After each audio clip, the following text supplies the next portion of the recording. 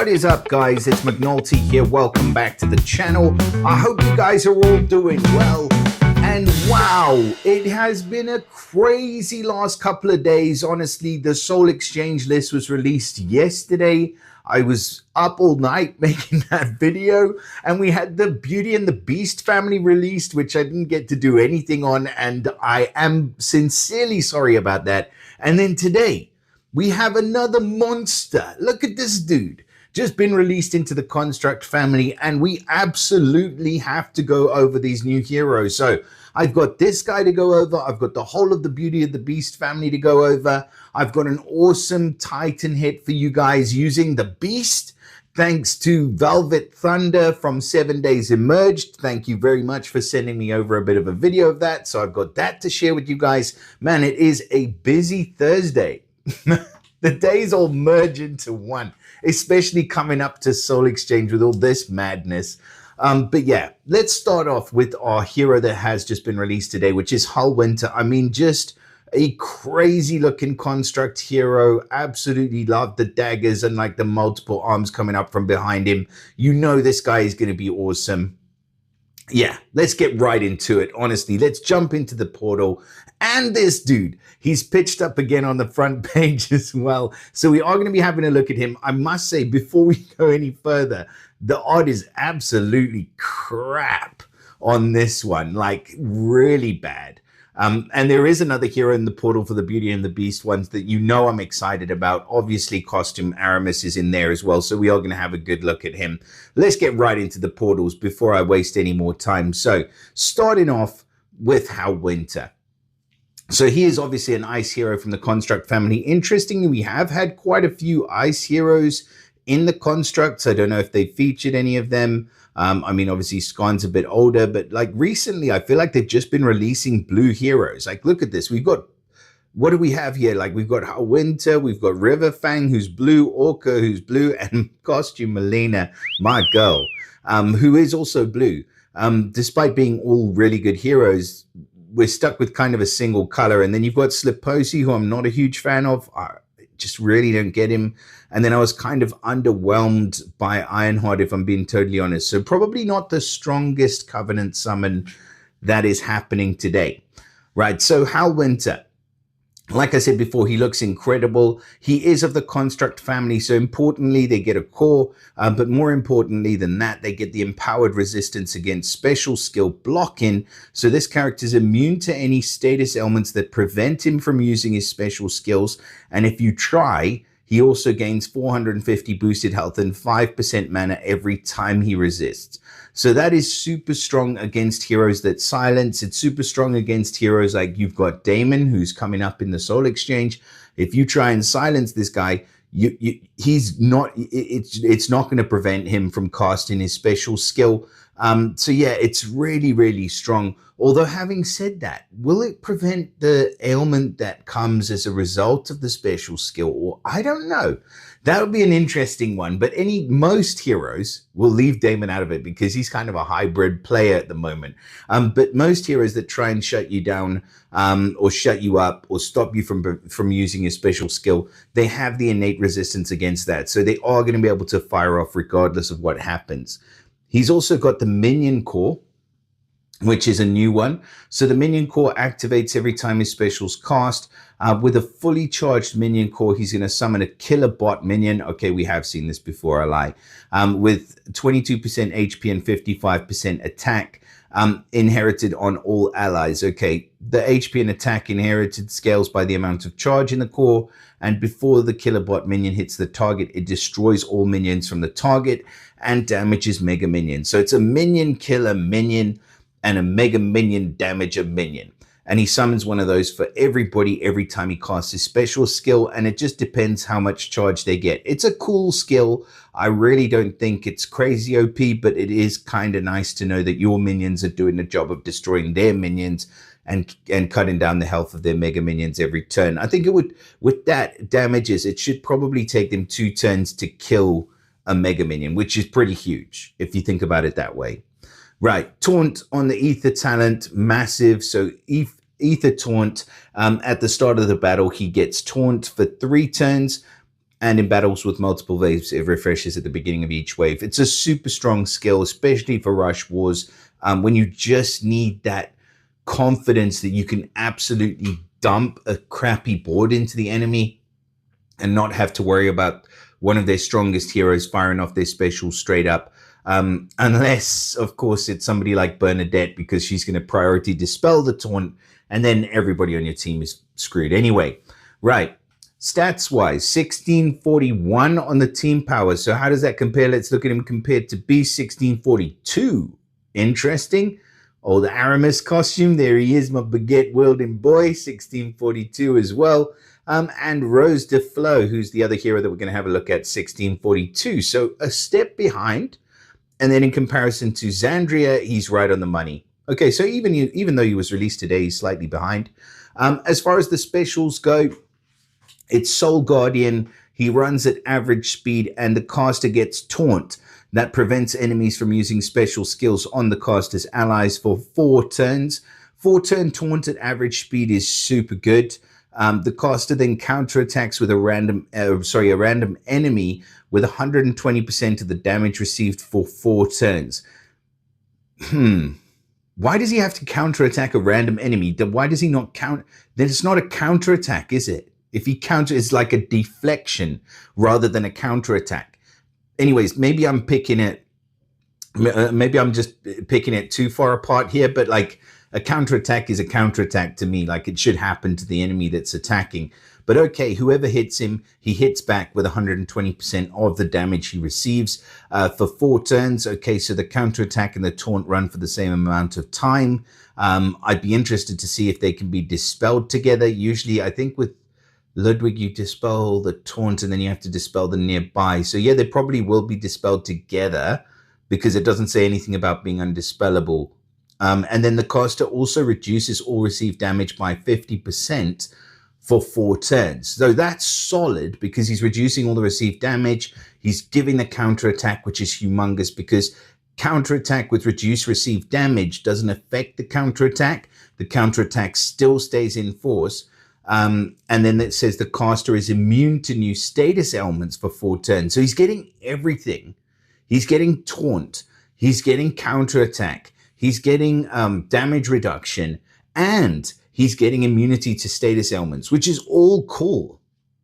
But there's a big ass problem in the room. And that big ass problem is that you can just dispel him with a single dispel and everything is gone. Yeah. So that's a big problem.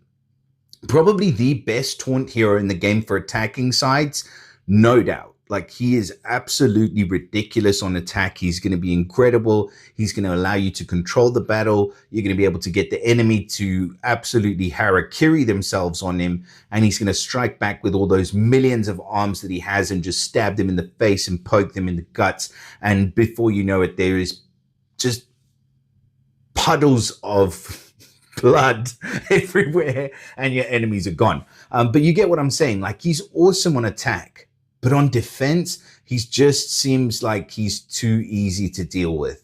The only thing you can't do is stop him from casting his special skill. But other than that, if you've got someone who dispels, just take a dispeller up against him and you're absolutely sorted. He doesn't do any damage. You're just completely wiping the slate clean. And he's kind of a pushover as a defensive hero. So where do I stand with him? I mean, on attack, he's got to be like one of the upper echelon of the S tier heroes. He's going to be incredibly desirable across the board. Yeah, he is running at average speed. So you may find like top alliances maybe want somebody at fast speed who can do a similar thing. And there isn't one. But yeah, he's very desirable. So yeah, he's an S tier on offense. But on defense, he's as good as a C. There, I said it. It's unfortunate. Unless you don't have a dispel left, in which case you're absolutely screwed and you're going down.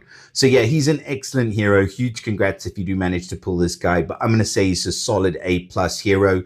And this overall, this Covenant summon, I feel like we have seen better. So I would advise maybe a slight word of warning against dropping millions of pulls in here, because I feel like Sliposi, maybe Orca, maybe he's still incredible, but potentially slightly underpowered in terms of his heal. I mean, yeah, Riverfang's excellent. She's excellent. But yeah, you do, I would say you have about a 50-50 chance in here. And then obviously if you need ice heroes, it's an excellent place to summon. But that's about it. And that's about all I've got to say about Halwinter. So humongous congrats to you if you do manage to grab this guy. But now we're going to move on to the ballroom. Put on your dancing shoes, because the Beauty and the Beast has met the Musketeers for some reason. And yeah, who cares? We love it. You know, we freaking love it. We've got the brand new event in there, which I'm very embarrassed to say I haven't even freaking started yet, but I will be doing so. And we've got a brand new costume for Villiers. We've got a 4-star in here. We've got a costume for one of the absolute best 3-stars in the game, Felton. And we've got a brand new 3-star as well. So I've certainly got my work cut out for me. I should stop talking. And here we go. Right, so the Beast Man. Dinner with the Beast is the special skill. We've got a huge amount going on with this guy, but I just want to highlight this special skill real quick because like I said, I do have a little video in here, and basically what this guy does is if he has 35 or more humility, which is part of the family bonus, so the humility is basically they get, where does it say? The hero gains anywhere from 15 to 20 humility when they receive direct damage from special skills, and they gain 20 to 25 when received direct healing from special skills. Okay, so they're always going to have a certain amount. As long as you give him 35 or more, he's going to cast the strong version of his special skill. If you don't, he's going to cast the weaker version, and that's the way these heroes are working. So basically, in a nutshell, but this strong version of his special skill is 430% damage to 6 random enemies and negative 54% defense against dark for 4 turns. So it makes him an absolutely incredible Titan hero. That kind of should go without saying, but to prove my point, we have a video. So this is from my boy Velvet Thunder at 7 Days Emerged. So thank you for sending this through. I just want to play this video. We're going to have a look at it, and we're going to have a look at how this guy actually hits. I'm going to put the sound up. Hopefully this will be audible when you guys watch this video through. So yeah, here he is in all his glory, Mr. Beastie McBeasterson. And that's quite a Titan team, I must say. It is quite some Titan team. My Dark Titan team is nowhere near that. So yeah, I'm excited to see what's going to happen here.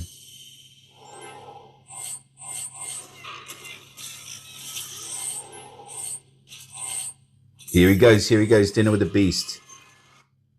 Let's see if we can see all of his hits. Was that all of his hits? Like 2000. There's seriously a lot of damage coming out of this dude, and then he's going to stack with Dark Feather as well. I think this is just going to ramp up as we get further into the battle. So yeah, I'll leave it for a little bit. Here it goes. Oh, it's like a machine gun. I don't know if you guys can hear that, but it literally sounds like a machine gun when he fires. Here he goes.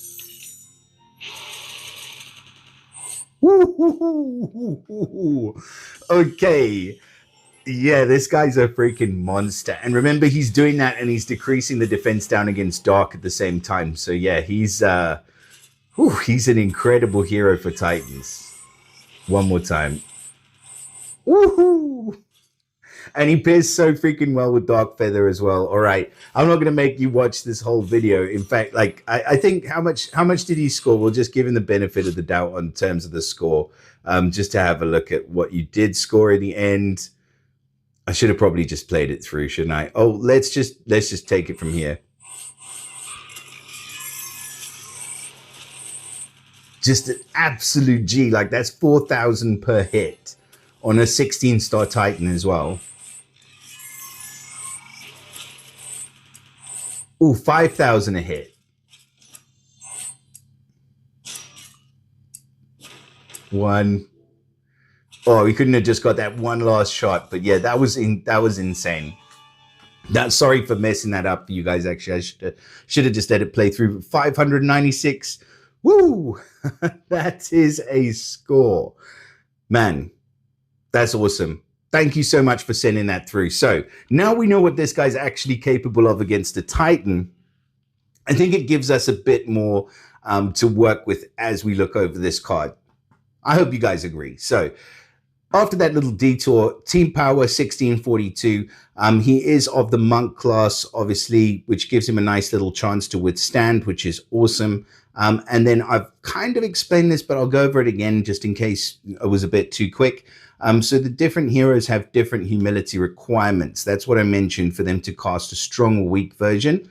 When the hero casts the strong version, only the required amount of humility is consumed. So they can have up to 100 humility, but if it takes, it says here, what was that, 35 humility, I think it is, or 36.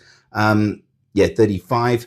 Then that amount of humility is consumed. So if they had 100, it'll just take 35 off. So you know the next time you cast the special, regardless of whether you receive any damage or direct healing, you are still going to cast the strong version of the special skill. Got through that okay, didn't I? Haha. Complicated card, take that. Right. The bonus is for 1, 2, or 3 heroes of the same family. It obviously, they basically gain more humility when they receive direct damage or direct healing, depending on the number of Beauty and the Beast family heroes. It is Beauty and the Beast family. God, how did they get the rights for that? Okay. Yeah, so depending on how many of them you have. And that is basically it. And they get an additional perk in the Brave and the Beautiful event, which is what's going on at the moment.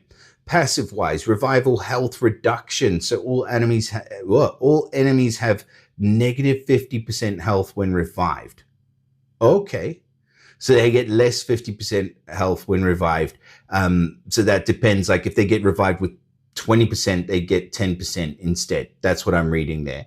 And it might work also pretty well against the Wildcats, obviously, because then they're going to have less health. It'd be nice if it affected their revival mana as well. Heal when status ailment expires or is cleansed. So this character receives 10% health every time a status ailment expires or is removed or cleansed or reallocated from them. We've seen this before with other families. It's a pretty cool thing. It's just an extra little cleanse. Sorry, an extra little heal every time they get a cleanse or an ailment expires. And then Beautiful Inside. Whenever this character would take damage from a status ailment, they'll recover that much health instead. How the heck does that work? So they just don't take damage from status ailments? I'm not sure I completely understand that, to be fair, because that to me reads like they cannot receive ailments that give them damage. Like they just resist all ailments that give them damage. Whenever the character would take damage from a status ailment, they'll recover that much health instead. So basically, I wouldn't bring ailment heroes at all, or damage over time heroes at all against this family, because it feels like that secondary passive just completely resists status ailments. Let me know if I'm wrong in the comments, guys. Honestly, that is just insane. Right. Rage Ether talent is pretty huge because obviously it gives him increased attack from the start of the battle. And let's just go straight into the special again. So slow speed, if he's got that 35 or more humility, which we know how that builds up, he deals 430% damage to 6 random enemies, negative 54% defense against dark.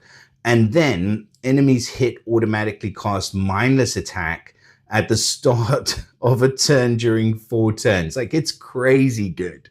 It's freaking crazy good. Massive damage, huge defense down against dark, plus mindless attack on every single hit enemy. It's insane. It's slow, but it's insane.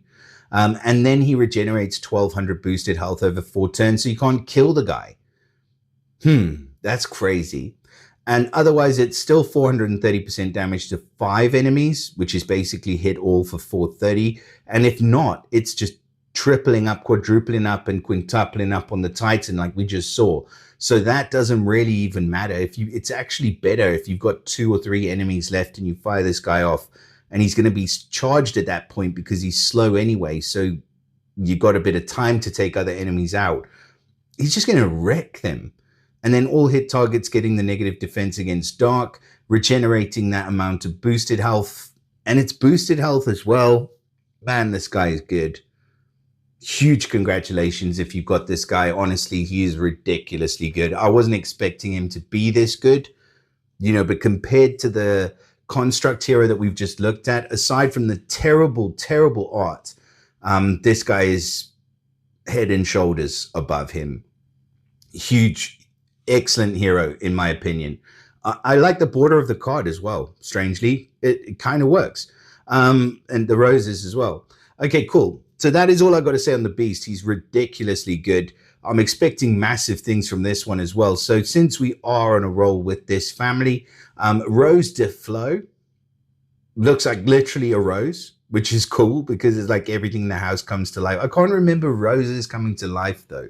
I know there was a rose in like that gave him his power and has lost the petals and stuff. Was that Rose de Flo? Fuck, I don't know. Beauty and the Beast, you should know this stuff. Come on. It's like I can't remember. I don't know the War of Three Kingdoms stories. At least I have an excuse for that one. Right. So family bonuses. She gets the humility as well.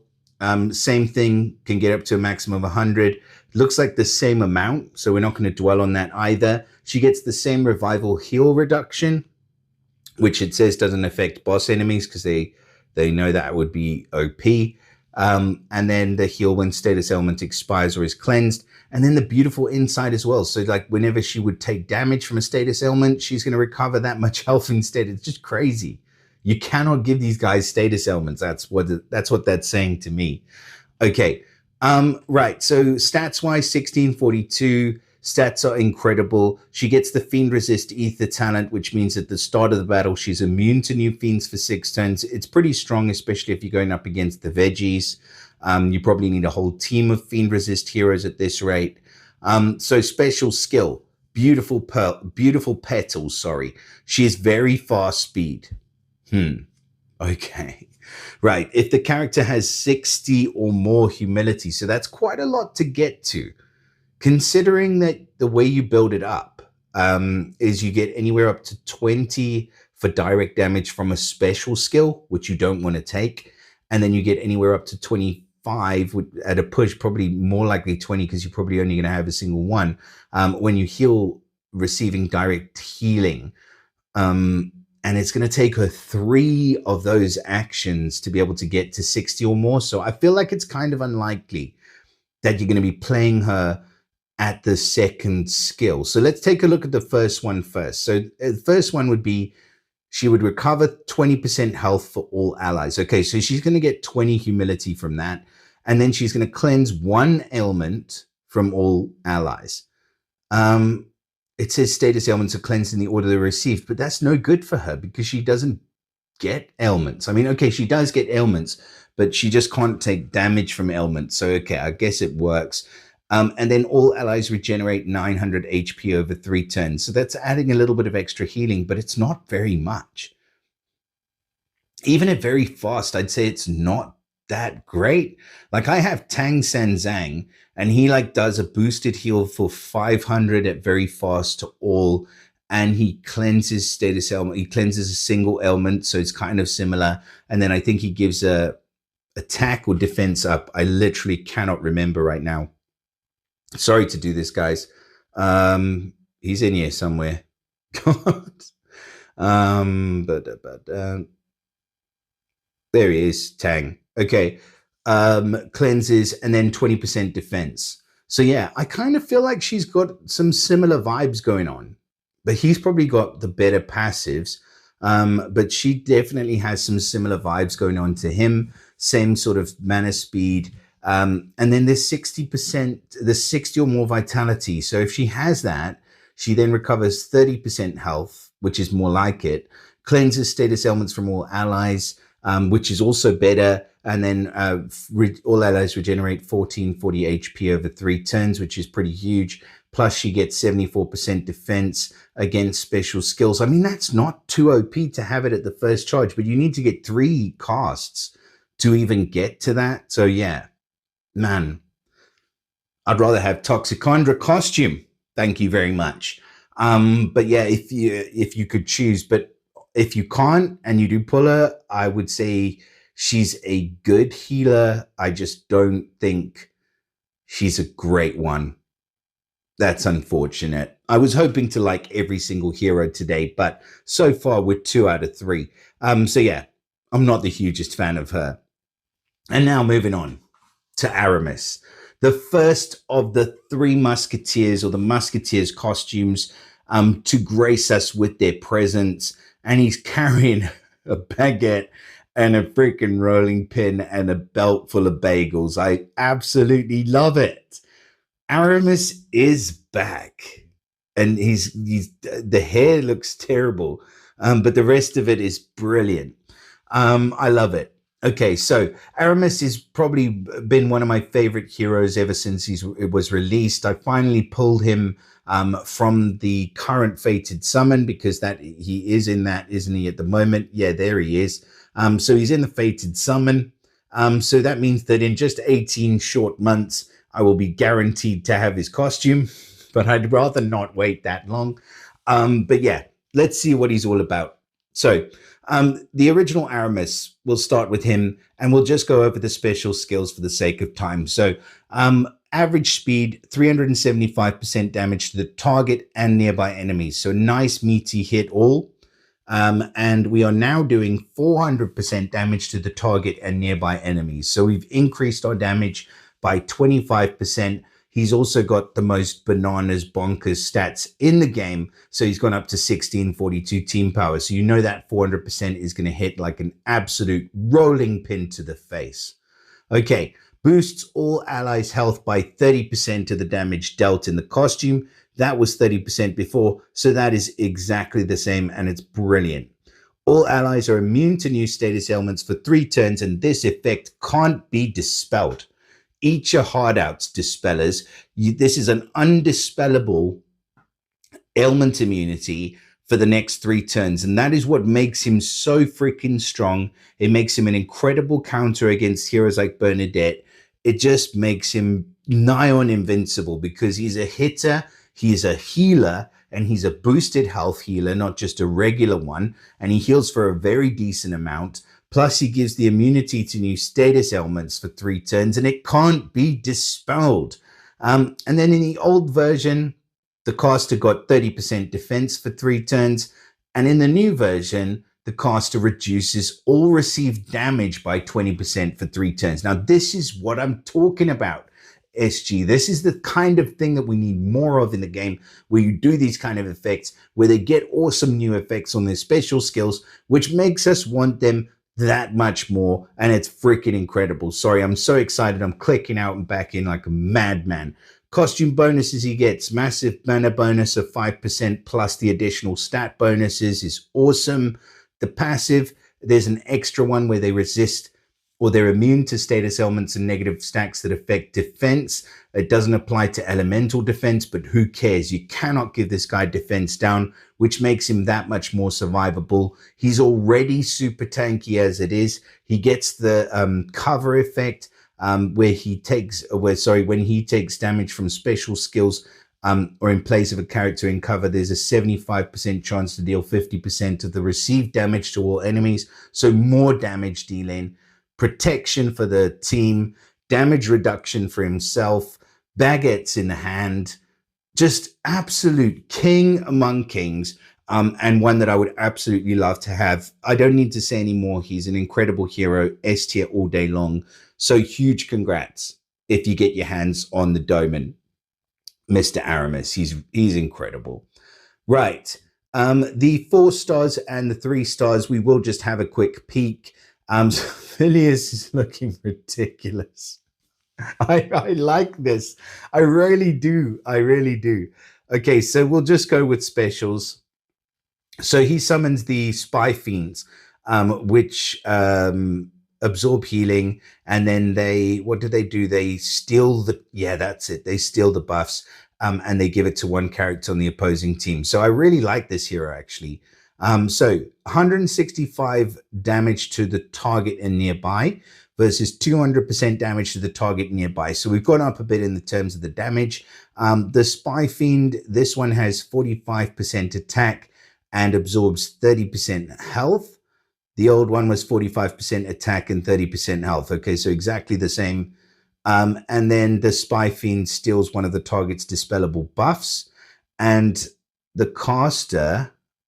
okay, they have changed it around a little bit. Okay, so the caster regenerates 300 boosted health over 3 turns. It's only 100 boosted health a turn, but it's probably better than the other one. So costume version better. I still think he's a pretty decent hero. He's the only hero where the minions really steal buffs, but I would want to be able to use him at the 5-star level, and you can't.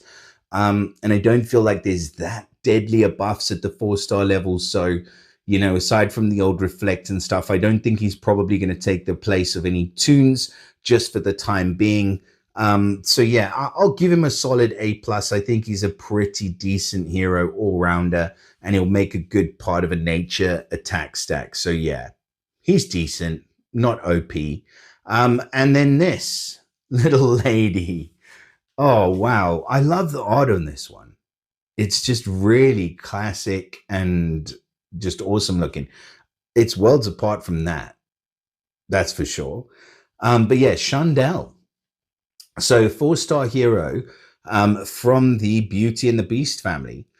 So she also has the humility effect, and she also has, looks like exactly the same passives where she can't get ailments, etc. So we won't go over all of those. And then the strong version of her special. So 35 or more humility deals 300% damage to the enemies on the edges of the formation, and then reduces the max health of the enemies by 500 on the edges of the enemy formation. Okay, it's not that great. It's good, but not insane. And then otherwise 260 to the edges, and that's it. Yeah, pretty boring. Pretty boring. Like, she's just blacked out because she knows she's boring. I can't say anything great about this hero. Like, the passives don't really give her anything where she's doing damage or anything like that. She might reduce the revival chance and stuff and gain a little bit of health, but like, what a crap. It's a crap special. It's just crap. Crappy crap. Man, that sucks the life out of you, that candle. Blow that bitch out. Honesty. Blow her out. I don't like her. I just don't like her at all. What a waste of space. Sorry, guys, if you pulled her and you think she's good, but she's not. What speed is she running at, actually? Let's just double check. I mean, if she was very fast speed, then she would be, like, even if she was fast speed, maybe, but at average, hell no. Okay, Felton, my boy. So this guy's awesome at the 3-star level. He deals a decent amount of damage. So it's gone from 355 up to 375, 100 extra damage to 150 extra damage against boosted health, and then giving all enemies a status effect buff, Reflect, for the next 3 turns is awesome, because that means any buffs the enemy take for the next 3 turns are going to be coming straight to you. And then he's now going to regenerate boosted health rather than regular health, which is 200 over 2 turns, rather than was 243 over 3 turns. I'd much rather have the costume version. It's just making a great hero, an already great hero, better. The passive is much better as well, where he resists the defense ailments. The ether talent being the counter attack versus the attack up. I think that makes him a bit more playable on defense. But yeah, the extra damage accounts for the losing of the attack up on the ether talent. And then the rogue versus the barbarian. I probably would far rather have the rogue, but then the barbarian does give him the chance to deal out some bleed damage, which could be the difference between winning and losing in certain situations. And yeah, that's all I've got to say. I like the costume as well. He looks a little bit less ugly with the costume on, which is a godsend, because he was just butt ugly. He's still butt ugly, but he's trying to cover it up a little bit better. So yeah, Felton's an absolute G. Okay, one more to go, and this better not disappoint, because this is the 3-star from the Beauty and the Beast family, which is who's this guy? Lucas. I don't remember him, but maybe he's like one of the utensils in the house when they're in human form. Right, so Lucas, he's going to get the same family bonus, which gives him the ability to cast different specials. Resistance, like an innate resistance to ailments at the 3-star levels, probably pretty strong because he's going to gain health instead of them. And then the fighter class is obviously awesome. Right, so Gentleman's Cane running at fast speed. Let's go for the soft one first. So normally he deals 250% damage to the target and minor to the nearby enemies. Okay, he's running at fast speed, so that's not actually that bad. And then if he has 35 or more humility, he deals 270% damage to the target, minor damage to the nearby, and then he counterattacks with 90% of the damage received for 4 turns. I wanted to give him the benefit of the doubt, but no, he's not taking the mantle from any of the 3 stars that we have in the game at the moment. He's just not taking the mantle from any of them. Don't worry about all the gumph and the fancy bits around the side of the card. He's not worth it. He's just not. Let's stay with the heroes that we absolutely love. So humongous congratulations if you're lucky enough to grab Aramus or the Beast from this portal. They are absolutely insane. Commiserations if you grab this one, because I believe there are much, much better healers out in the game at the moment. And humongous congrats on attack teams if you are lucky enough to grab Halwinter. So yeah, that's pretty much how the cards fall. Please do let me know in the comments what you guys think about these brand new heroes. Do drop us a like and subscribe to the channel. Share it with your mother, and I'll see you again in the next video. Bye for now.